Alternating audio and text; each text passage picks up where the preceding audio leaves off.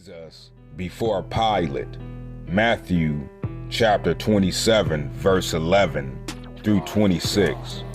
Verse 11. Meanwhile, Jesus stood before the governor, and the governor asked him, "Are you the king of the Jews?" "You have said so," Jesus replied. Verse 12.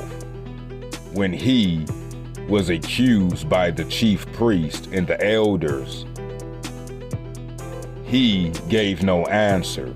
Verse 13.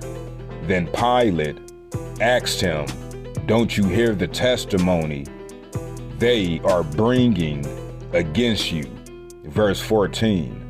But Jesus made no reply, not even to a single charge, to the great amazement of the governor. Verse 15. Now it was the governor's custom at the festival to release a prisoner chosen by the crowd. Verse 16. At that time they had a well-known prisoner whose name was Jesus Barabbas. Verse 17. So when the crowd had gathered, Pilate asked them, "Which one do you want me to release to you?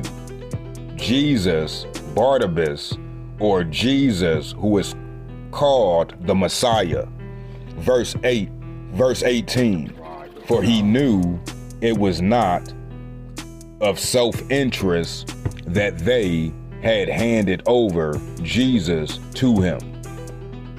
Verse 19.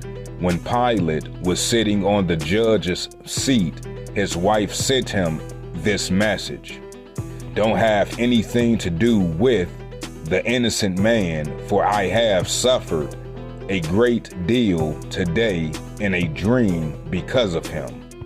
Verse 20. But the chief priest and the elders persuaded the crowd to ask for Barabbas, to have Jesus executed. Verse 21.